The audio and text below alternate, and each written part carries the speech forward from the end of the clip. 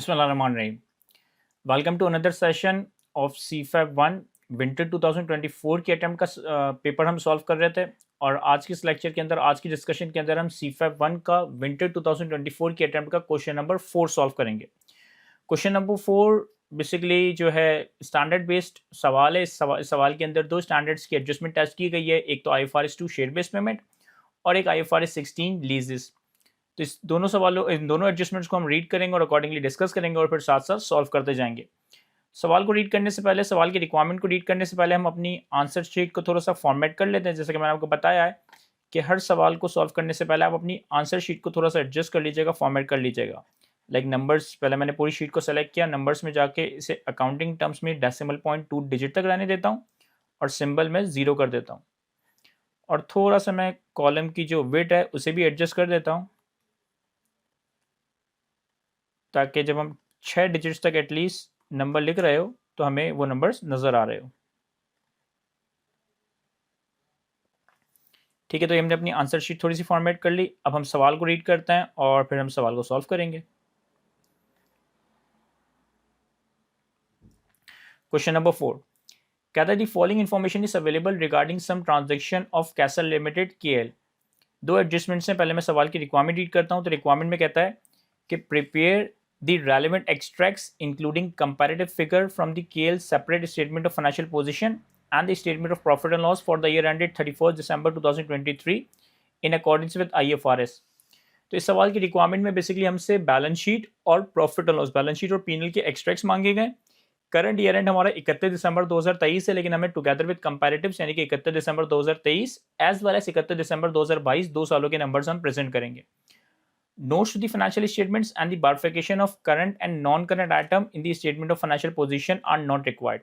हमें यहाँ पे डिस्क्लोजर्स या फिर नोट्स के ऊपर काम नहीं करना और इवन एसेट और लाइबिलिटीज की करंट और नॉन करंट में बाइफर्केशन भी नहीं करनी। सारे एसेट्स को हम एसेट्स में शो कर देंगे, करंट नॉन करंट में बाइफर्केट नहीं करेंगे और सेम विद द लाइबिलिटी। अब दोनों एडजस्टमेंट को रीड करते हैं, वन बाय वन एडजस्टमेंट को रीड करेंगे और सॉल्व करेंगे। अच्छा, सवाल की रिक्वायरमेंट से हमें थोड़ा अंदाजा हो गया कि हमें बैलेंस शीट और P&L के एक्सट्रैक्ट्स बनाना है। तो मैं थोड़ा सा पहले स्ट्रक्चर भी बना लेता हूँ।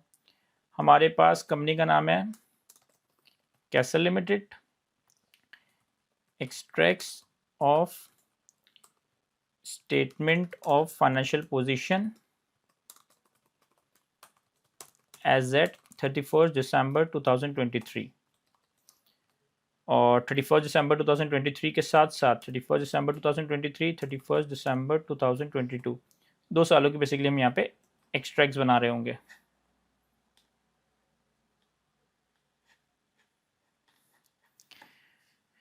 इसी तरीके से अच्छा, बैलेंस शीट में हमारे पास एसेट, लायबिलिटी और इक्विटी आ रहा होगा। एसेट्स, इक्विटी और लायबिलिटीज। इसी तरीके से castle Limited, extracts of statement of profit and loss for the year ended 31 December 2023। और फिर इसके बाद ये हमारा सवाल की मेन रिक्वायरमेंट है और इसके बाद फिर हम सारी वर्किंग करते जाएंगे। तो ये मैंने थोड़ा सा एक सवाल के स्ट्रक्चर की रीड कर लिया। अब पहले एडजस्टमेंट नंबर 1 को रीड करते हैं। एडजस्टमेंट नंबर 1 में कहता है ऑन 1 जनवरी 2022, याद रहे हमारा करंट ईयर एंड 31 दिसंबर 2023 है। On 1 January 2022 KL granted 5,000 share options to each of its 1,000 regional sales officers to purchase KL shares at rupees 90 per share.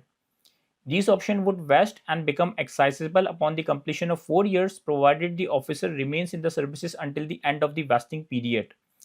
And the regional sales have increased by at least 20% over the 4-year period ending on 31st December 2025.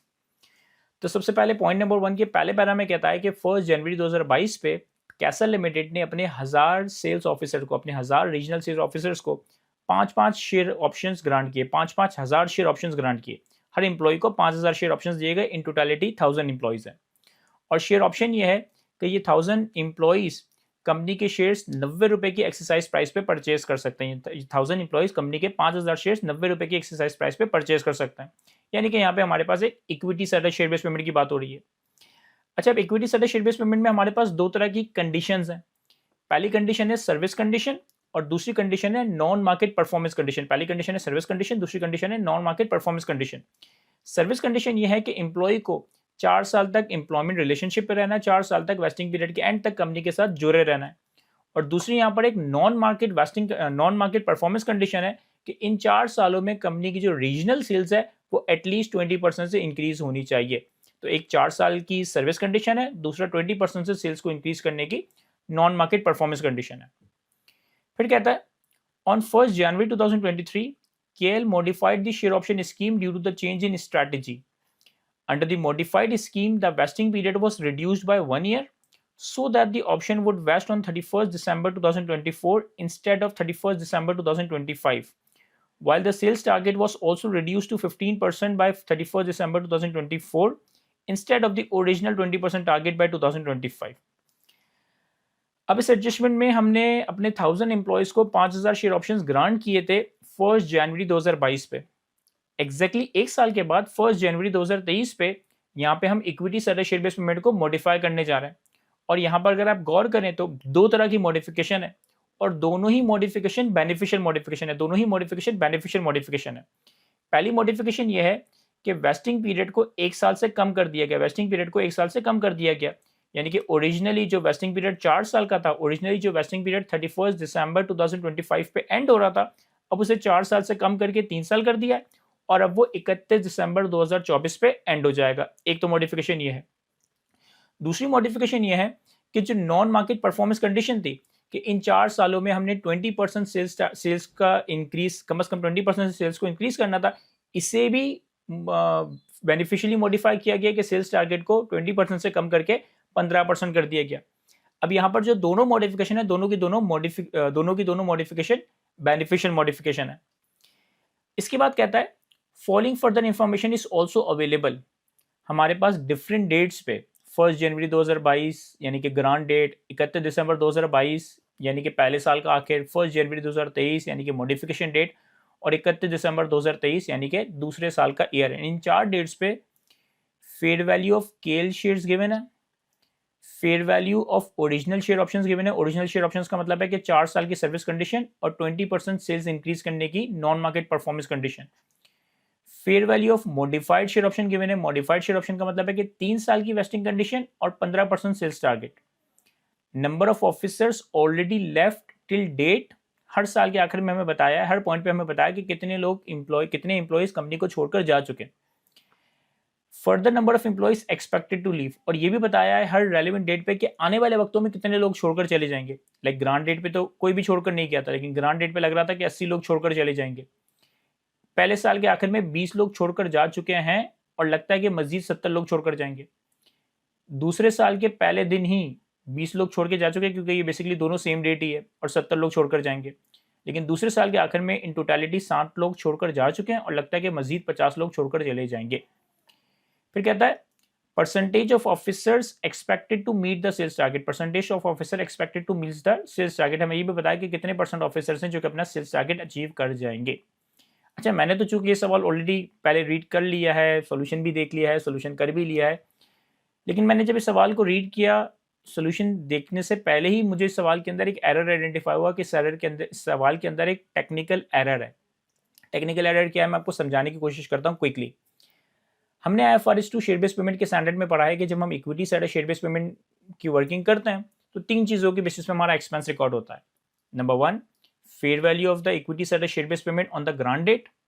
Number 2, number of share options that are likely to be vested, number of equity instruments that are likely to be vested, and number 3, time factor।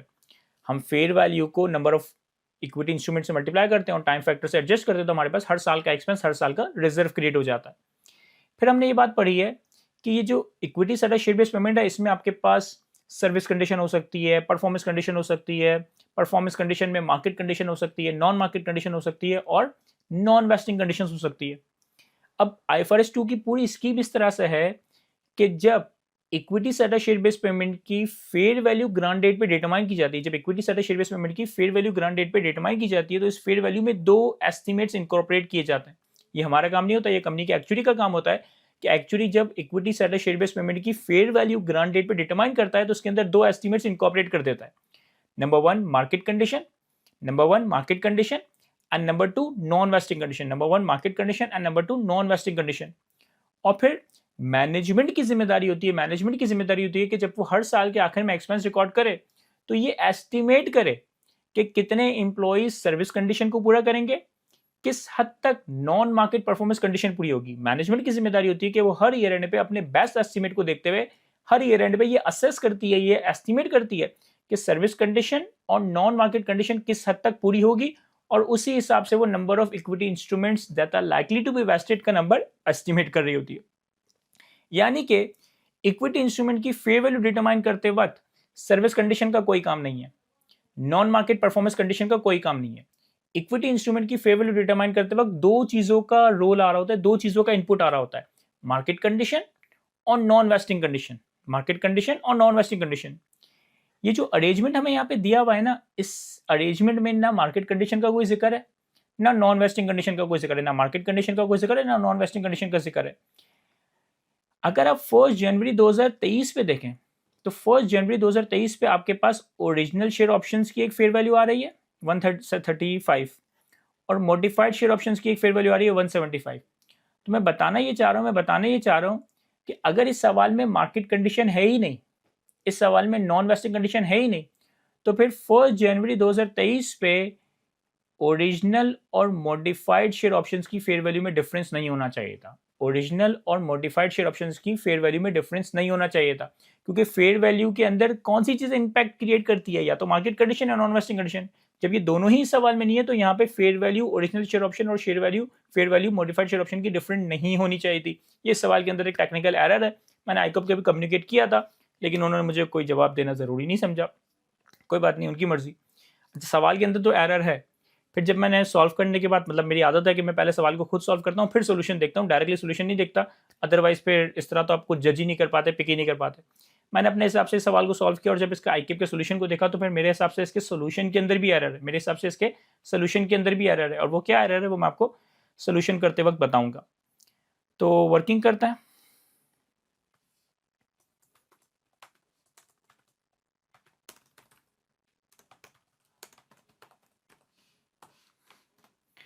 देखिए, working करने के लिए हमारे पास simple सा एक format है। पहले column में हम ईयर एंड प्रेजेंट करते हैं, फिर हमारे पास फेयर वैल्यू आ जाती है, फिर हमारे पास नंबर ऑफ शेयर ऑप्शंस आ जाते हैं। इसको थोड़ा सा हम यूँ बना सकते हैं कि number of share options, number of time factor, share based payment reserve और एक्सपेंस।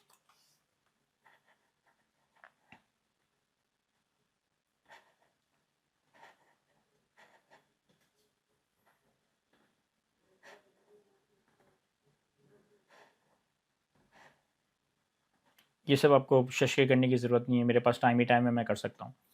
पहला साल है हमारे पास 31 दिसंबर 2022, दूसरा साल है हमारे पास 31 दिसंबर 2023।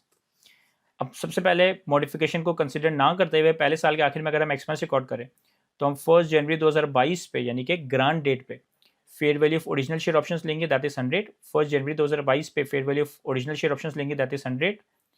तो ये आ जाएगा आपके पास 100। नंबर ऑफ शेयर ऑप्शंस किस तरह से आएंगे? नंबर ऑफ शेयर ऑप्शंस आएंगे 5000 शेयर ऑप्शंस है, 5000 शेयर ऑप्शंस है multiply by in totality 1000 employees थे, इन टोटलिटी 1000 एम्प्लॉइज थे तो 1000। अब पहले साल के आखिर में 31 दिसंबर 2022 पे 20 लोग ऑलरेडी कंपनी छोड़कर जा चुके हैं, 20 लोग ऑलरेडी कंपनी छोड़कर जा चुके हैं तो -20, और एक्सपेक्टेड है कि 70 लोग मजीद कंपनी छोड़कर चले जाएंगे, 70 लोग मजीद कंपनी छोड़कर चले जाएंगे तो -70। तो मैंने क्या किया, 5000 number of share options multiply by 1000 is the total employees, minus जो लोग जा चुके, माइनस जो लोग आने वाले वक्तों में चले जाएंगे। तो 5000 मल्टीप्लाई बाय 5000 मल्टीप्लाई बाय 1000 -20 -70। फिर उन्होंने ये भी बताया कि जो एम्प्लॉइज हैं उनमें से सिर्फ 70% मैनेजर्स ऐसे होंगे, 70% ऑफिसर्स ऐसे होंगे जो अपना सेल्स टारगेट अचीव करेंगे। तो इसी को हम मल्टीप्लाई कर देंगे 70% से, इसी को हम मल्टीप्लाई कर देंगे 70% से। तो ये हमारे पास नंबर ऑफ शेयर ऑप्शंस आ जाएगा 3.185 मिलियन के करीब आ रहा है। मैं रिपीट करता हूँ, 5000 number of share options multiply by 1000 employees -20 -70 into 70%। अच्छा, फिर टाइम फैक्टर लगाएंगे।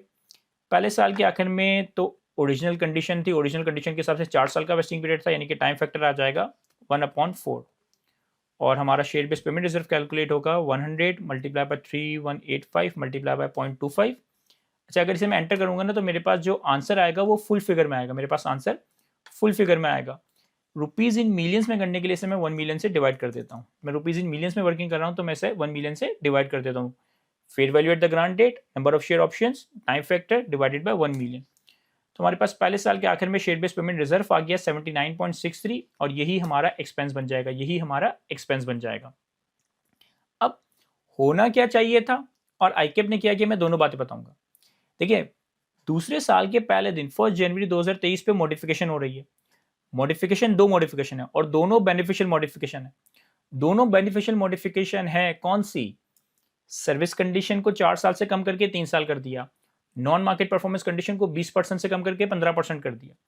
जब हमारी बेनिफिशियल मॉडिफिकेशन हो सर्विस कंडीशन से पर्टेनिंग और नॉन मार्केट परफॉर्मेंस कंडीशन से पर्टेनिंग, तो फेयर वैल्यू में कोई चेंज नहीं आना चाहिए था, फेयर वैल्यू में कोई चेंज नहीं आना चाहिए था।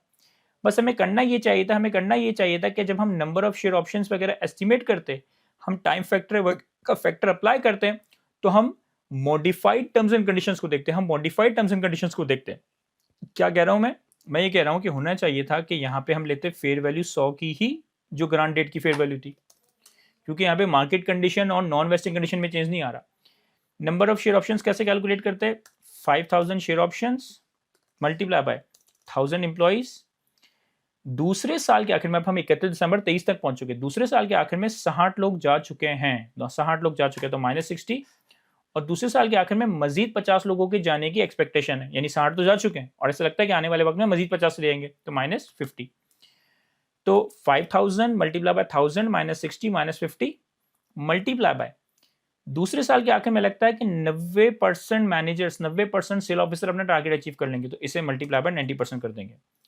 यहाँ फॉर्मूला बार में देखें, 5000 share options multiply by 1000 employees in total. दूसरे साल के आखिर में 60 लोग जा चुके हैं, मजीद 50 लोगों के जाने की उम्मीद है और 90% लोग अपना टारगेट अचीव करेंगे, तो मल्टीप्लाई बाय 90%, तो ये आ जाएगा नंबर ऑफ शेयर ऑप्शंस। अब टाइम फैक्टर हमें क्या लेना चाहिए? टाइम फैक्टर 4 साल से कम होकर 3 साल हो चुका है और दूसरे साल के आखिर में 3 साल में से 2 साल गुजर चुके हैं। टाइम फैक्टर के लिए सर्विस कंडीशन 4 साल से कम होकर 3 साल की हो चुकी है और 3 सालों में से 2 साल गुजर चुके हैं, हम 31 दिसंबर 2023 पे आ गए, तो यहाँ आना चाहिए 2/3, यहाँ आना चाहिए 2/3। तो यानी कि आपके पास दूसरे साल का रिजर्व आ जाएगा fair value, share options, time factor divided by 1 million, ताकि मिलियंस में आंसर आए।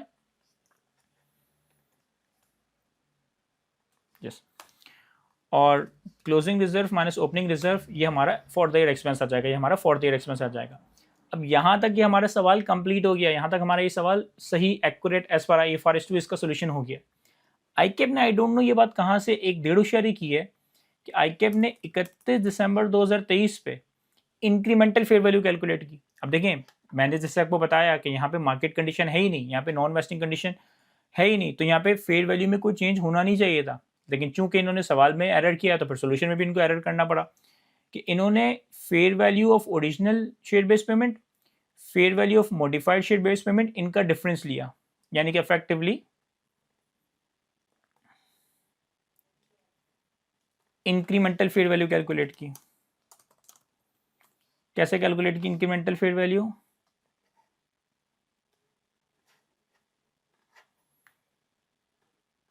इंक्रीमेंटल फेयर वैल्यू कैलकुलेट की इन्होंने 175 माइनस 135, यानी कि मॉडिफाइड शेयर ऑप्शन की फेयर वैल्यू और ओरिजिनल शेयर ऑप्शन की फेयर वैल्यू में डिफरेंस लिया। हालांकि ये फेयर वैल्यू सेम होनी चाहिए थी, ये डिफरेंट नहीं होनी चाहिए थी, क्योंकि market condition non wasting condition है ही नहीं।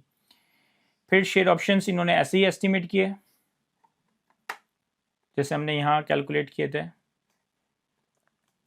मैंने वो फॉर्मूला बार में से जाके पूरा फॉर्मूला कॉपी कर लिया था। 5000 into 1000 minus 60 minus 50 into 90%। Time factor लिया इन्होंने 1/2। 1/2 इस तरह से लिया कि 1 जनवरी 2023 में मॉडिफाई हुआ है।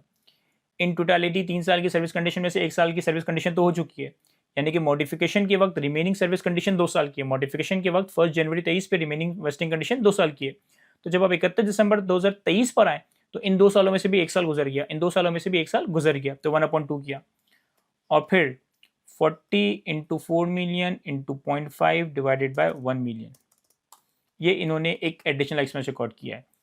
यहाँ पे लिख देता हूँ आपको समझाने के लिए कि not correct as per MQ but done by ICAP। मेरे हिसाब से ये काम होने की ज़रूरत ही नहीं थी, मेरे हिसाब से ये काम करने की ज़रूरत ही नहीं थी, क्योंकि यहाँ पे कोई market condition, non wasting condition है ही नहीं, लेकिन ICAP ने अपने सोल्यूशन में किया है। आपको इसलिए बता रहा हूँ कि ऐसा ना हो कि आप ICAP सोल्यूशन देखकर कंफ्यूज हो, तो आपको पता होनी चाहिए कि मैंने ये बात की है, लेकिन मेरे हिसाब से ये सही नहीं है। तो कैलकुलेशन तो इस एडजस्टमेंट में बहुत सिंपल सी थी, बस हमने नंबर्स कैलकुलेट कर लिया, अब हमें इसे प्लॉट करना है। तो P&L में हमारे पास शेयर बेस्ड पेमेंट एक्सपेंस आ जाएगा फ्रॉम वर्किंग 1, 2022 का एक्सपेंस आएगा 79.63।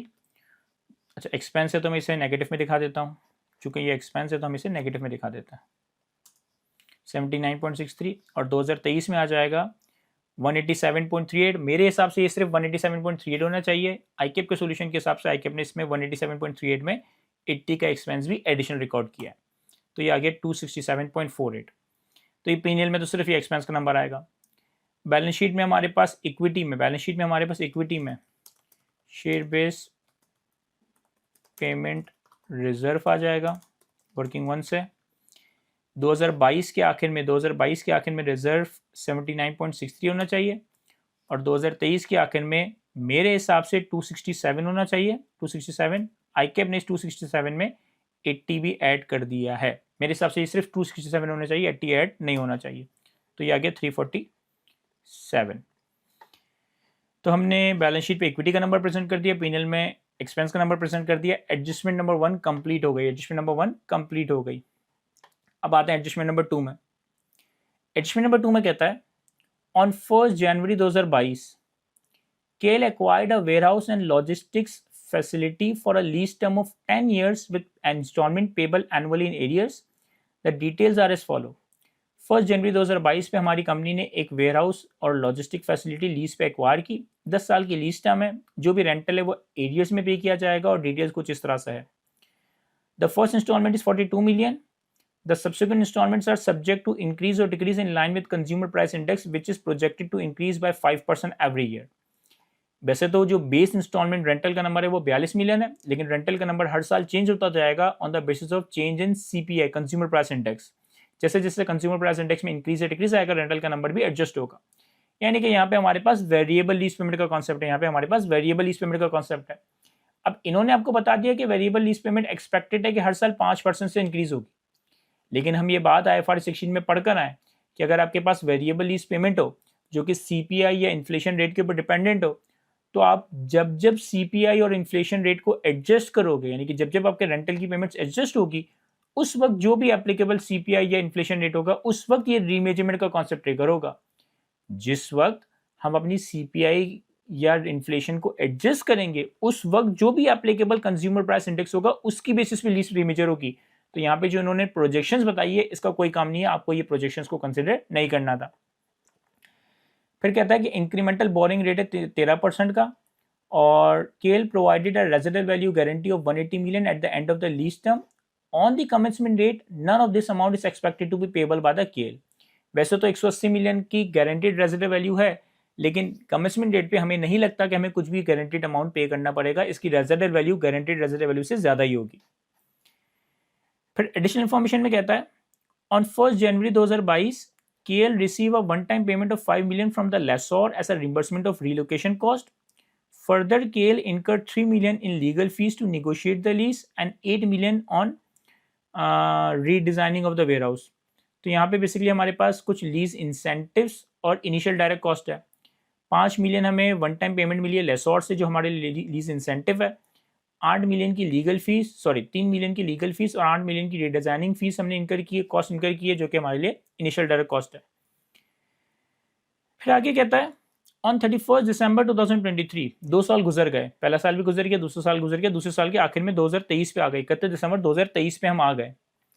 N instalment of 45 million was paid adjusted for the change in CPI which is now projected to increase by 4% annually. दूसरे साल देखिए, पहला तो आपने इंस्टॉलमेंट 42 का पे किया 31 दिसंबर 2022 पे, क्योंकि इंस्टॉलमेंट इन एरियर्स है। दूसरा इंस्टॉलमेंट हमने पे किया 45 मिलियन का, चूंकि सीपीआई चेंज होने की वजह से 45 मिलियन हो गया। और अब प्रोजेक्शन ये है कि ये हर साल 45% से बढ़ेगा, सॉरी 4% से बढ़ेगा। अगेन प्रोजेक्शन का कोई काम नहीं है। Company reassess the residual value guarantee, estimating that the guaranteed payment of 100 million will be required at the end of lease term, a change from the initial expected rupees nil। इस सवाल में, इस lease arrangement में 180 million की GRV थी, guaranteed reserve value थी, लेकिन initially हमारा एस्टिमेट ये था कि हमें कुछ भी पे नहीं करना पड़ेगा। लेकिन दूसरे साल के आखिर में अब हमारा एस्टिमेट ये कहता है कि हमें 100 मिलियन पे करने पड़ेंगे। सर थोड़ा सा अपने पास अगर हम रीमेजरमेंट ऑफ लीज का कॉन्सेप्ट रिकॉल करें, तो रीमेजरमेंट ऑफ लीज 3-4 चीज़ों की वजह से ट्रिगर होती है।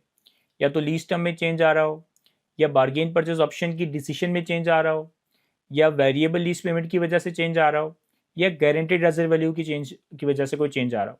यहाँ पे रीमेजरमेंट ही हो रही है, यहाँ पे मॉडिफिकेशन ही है, यहाँ पे रीमेजरमेंट है। और 2 रीमेजरमेंट है, कौन कौन सी? एक तो वेरिएबल लीज पेमेंट की रीमेजरमेंट है, दूसरा जीआरवी की रीमेजरमेंट है।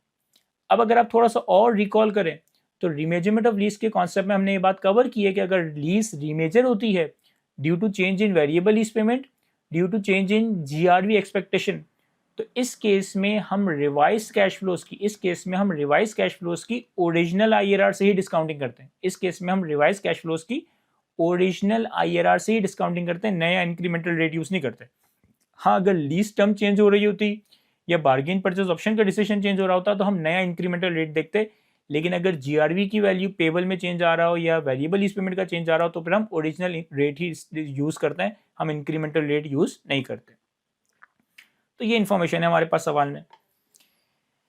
सॉल्व करते हैं इसे। वर्किंग टू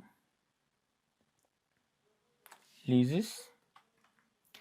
देखिए सबसे पहले 1 जनवरी 2022 पे, 1 जनवरी 2022 पे हमारे रेंटल्स थे 42 मिलियन, लीज टर्म थी 10 ईयर्स, इंटरेस्ट रेट था कितना? इंटरेस्ट रेट था 13%, यहाँ दिया हुआ है।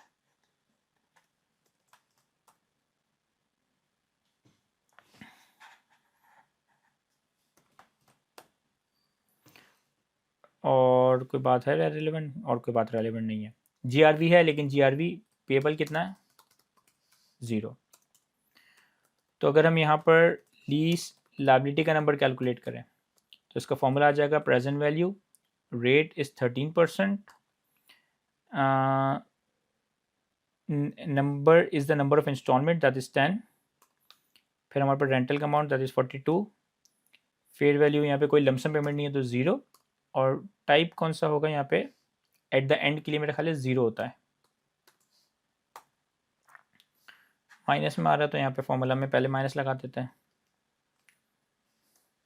अच्छा, जब हम एक्सेल में ये फॉर्मूला इस्तेमाल करते हैं ना, तो फॉर्मूला की चीज़ें लिखी हुई आ जाती है, मैं इसे कैलकुलेटर से रीचेक कर लेता हूँ कि ये सही कैलकुलेट हुआ भी है नहीं। तो 1 + 13% raise to the power -10, 1 minus answer divided by 13% into 42, तो ये आ रहा है 227.9। 227.9 की लीज लायबिलिटी सही कैलकुलेट हुई है। अब लीज लायबिलिटी कैलकुलेट की है तो हाथों हाथ राइट टू यूज़ भी कैलकुलेट कर लेते हैं।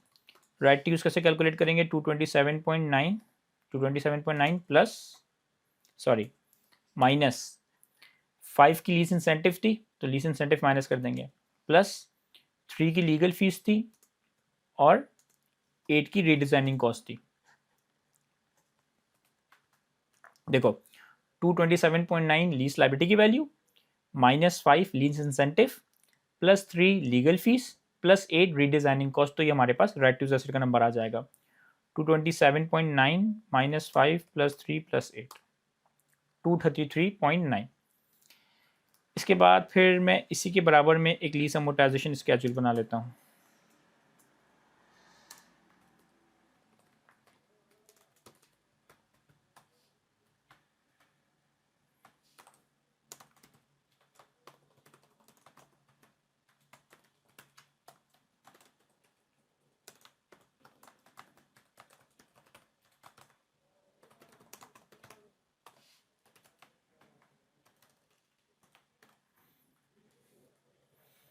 31 दिसंबर 2022, 31 दिसंबर 2023।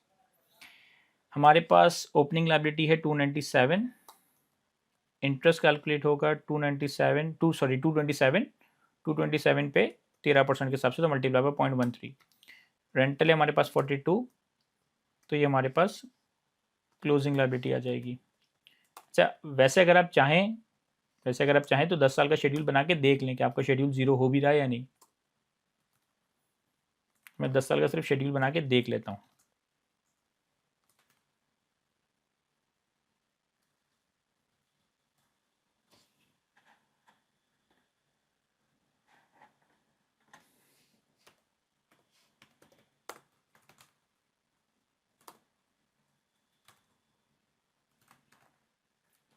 तो ये 10 साल का शेड्यूल हमारा जीरो रहा है, वैसे इसकी पूरी की ज़रूरत नहीं है। ठीक है, तो ओपनिंग लायबिलिटी इतनी थी, पहले साल का इतना इंटरेस्ट, फिर रेंटल पे हुआ, क्लोजिंग लायबिलिटी आई, फिर पहले साल के आखिर में क्लोजिंग, अगले साल के लिए ओपनिंग हो गई, इतना इंटरेस्ट एक्र हुआ, 42 का रेंटल बनता था, क्लोजिंग लायबिलिटी है। लेकिन एक्चुअली जब हम 31 दिसंबर 2023 पे आए ना, 31 दिसंबर 2023 पे आए ना, तो हमने 45 पे नहीं किया, हमने 42 पे नहीं किया, बल्कि हमने 45 का अमाउंट पे किया है।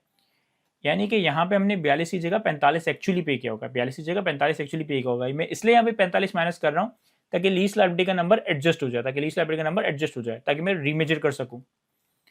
और फिर साथ साथ मैं राइट टू यूज एसेट भी बना लेता हूँ।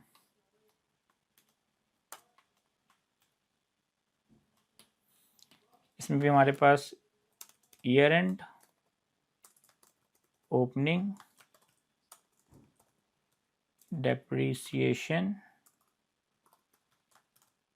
और क्लोजिंग। 31 दिसंबर 2022, 31 दिसंबर 2023। ओपनिंग कितना है 233.9, डेप्रिसिएशन कितना होगा दिस डिवाइडेड बाय 10, क्लोजिंग। फिर अगले साल के लिए ओपनिंग बन जाएगा ये दिस डिवाइडेड बाय 9 और क्लोजिंग। ठीक है, इसी भी अगेन 10 साल तक बना के देख लें कि जीरो हो रहा है, वैसे हो जाएगा मुझे पता है। लेकिन 233.9 है और अगर हर साल 23.9 का डेप्रिसिएशन रिकॉर्ड करेंगे तो 10 साल में ही जीरो हो जाएगा। अब ये तो हो गया। अब हम आते हैं 31 दिसंबर 2023 पे। 31 दिसंबर 2023 पे थोड़े से फैक्ट्स चेंज हो गए। फैक्ट्स क्या चेंज हुए मैं आपको बताता हूँ। 31 दिसंबर 2023 पे हम हैं, 31 दिसंबर 2023 पे हैं। हमें आगे क्या दिख रहा है? हमें आगे दिख रहा है कि हमें 45 के रेंटल पे करने पड़ेंगे। हमें आगे दिख रहा है कि हमें 45 के रेंटल पे करने पड़ेंगे। कितने पे करने पड़ेंगे? 8 रेंटल पे करने पड़ेंगे। कितने रेंटल पे करने पड़ेंगे? 8। सर 9 क्यों नहीं? क्योंकि देखो 2 साल गुजर चुके हैं। 31 दिसंबर 22 पे आप 42 का रेंटल पे कर चुके हो, 31 दिसंबर 2023 पे आप 45 का रेंटल पे कर चुके हो, तो 2 साल गुजर चुके हैं। हम आगे को देख रहे हैं, आगे हमें 8 रेंटल मजीद पे करने, कितने के? 45 के, तो 8 तक। इंटरेस्ट रेट में बोरिंग रेट चेंज नहीं करूंगा क्योंकि यहाँ पे जो लीज रिमेजर हो रही है वो due to change in variable lease payment, due to change in guaranteed reserve value expectation हो रही है।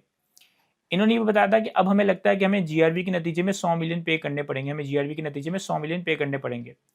तो जीआरवी पेबल आ जाएगा 100, जीआरवी पेबल आ जाएगा 100।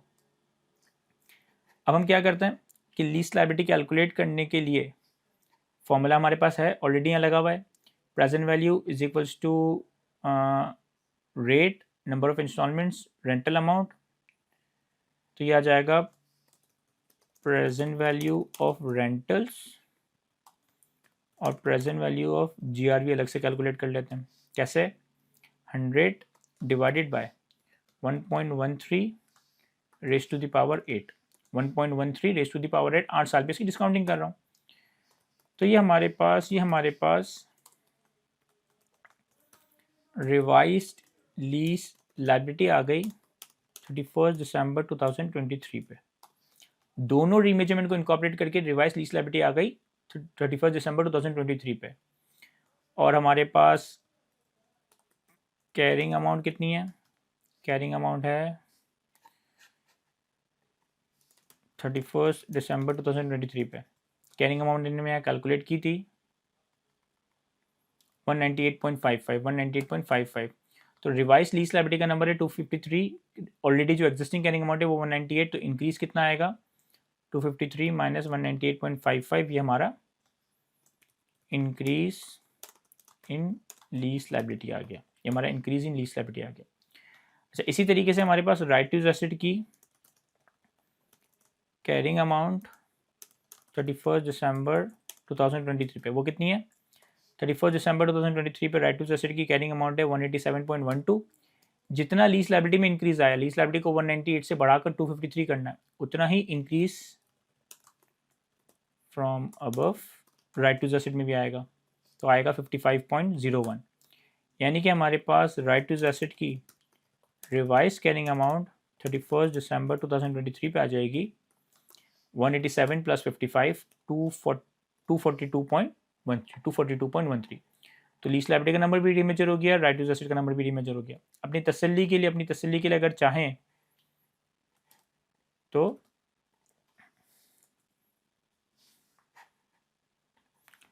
फ्यूचर ईयर्स का अमोर्टाइजेशन स्केड्यूल बना के देख लें। देखो फ्यूचर ईयर में क्या होगा, ओपनिंग लायबिलिटी आएगी 253.56, इंटरेस्ट आएगा 13% के हिसाब से ही, रेंटल आएगा 45 के हिसाब से, और ये क्लोजिंग। अब अगर आप इसे 8 साल पर बनाएं,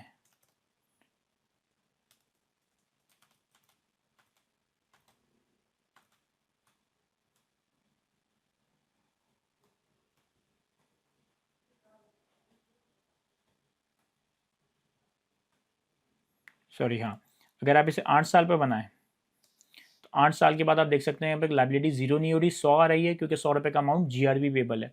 ये देखें,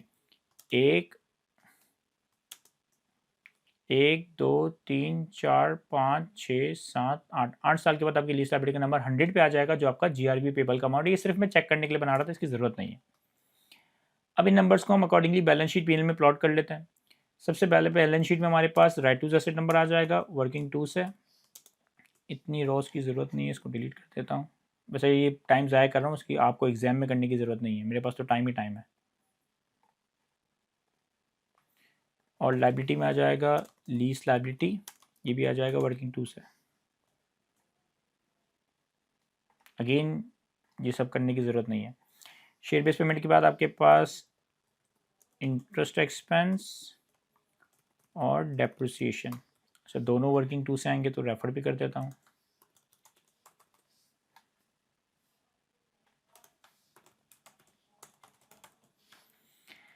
देखिए सबसे पहले 31 दिसंबर 2022 पे आपके राइट टू एसेट का नंबर कितना है, बिफोर रीमेजरमेंट 31 दिसंबर 2022 पे है 210.51, और 31 दिसंबर 2023 पे आपके राइट टू एसेट का नंबर कितना है, 31 दिसंबर 2023 पे आफ्टर रीमेजरमेंट आएगा, ये हमने कैलकुलेट किया था 242। सही है। लीज लायबिलिटी का नंबर करंट नॉन करंट में बाइफरकेट करने की जरूरत नहीं है। 31 दिसंबर 2022 पे अमोर्टाइजेशन स्केड्यूल के हिसाब से आएगा बिफोर रीमेजरमेंट 215.53, और 31 दिसंबर 2023 पे आफ्टर रीमेजरमेंट आएगा 253.56। इंटरेस्ट की बात करें तो 2022 का इंटरेस्ट अमोर्टाइजेशन स्केड्यूल से आ जाएगा 29.63, 2023 का इंटरेस्ट भी अमोर्टाइजेशन स्केड्यूल से आ जाएगा 28.02। डेप्रिसिएशन की बात करें तो ये राइट टू एसेट की मूवमेंट से आ जाएगा, 2022 का डेप्रिसिएशन है 23.39 और 2023 का डेप्रिसिएशन भी 23.39। तो यहाँ तक फाइनली हमारा ये सवाल कंप्लीट हुआ जाता है। बैलेंस शीट के एक्सट्रैक्ट्स, पीएनएल के एक्सट्रैक्ट्स, सिंपल सी 2 एडजस्टमेंट थी, एक IFRS 2 शेयर बेस्ड पेमेंट, दूसरा लीज में थोड़े ज़्यादा कॉन्सेप्ट थे, रीमेजरमेंट वगैरह था, लेकिन कोई ऐसी चीज़ नहीं थी जो रेगुलरली आपने अपने कोर्सेज में कवर ना की हो। तो यहाँ तक हमारा ये सवाल फाइनली कंप्लीट हुआ जाता है। हम पूरे सवाल को सेलेक्ट करेंगे, कंट्रोल C करेंगे। ये बड़ा इंपॉर्टेंट काम है, क्योंकि अगर ये नहीं किया तो सारी मेहनत ज़ाया। आंसर शीट में लाके कंट्रोल भी कर देंगे। अब यहाँ पे फॉर्मेटिंग जैसी भी आ रही है, बस आपने छोड़ देना, आपने इस पर टाइम ज़ाया नहीं करना कि आप बैठ के इसकी कॉलम की विड्थ सही कर रहे हैं, नहीं, बस आपका ये आंसर यहाँ तक कंप्लीट हो गया, दैट्स इट, आपने अपना काम कर दिया। मेक श्योर कीजिएगा कि जहाँ पे कैलकुलेशन वगैरह कर रहे हो वो कैलकुलेशन थोड़ी दिखा दें, रेफरेंसिंग प्रॉपर्ली कर दें जैसे मैंने की है, और ये यहाँ तक हमारा सवाल कंप्लीट हुआ जाता है। तो आई होप कि इस सवाल में आपको अच्छे से एक्सप्लेन कर सका हूँ। आज की इस गुफ्तगू को हम यहीं तक रखते हैं। Thank you.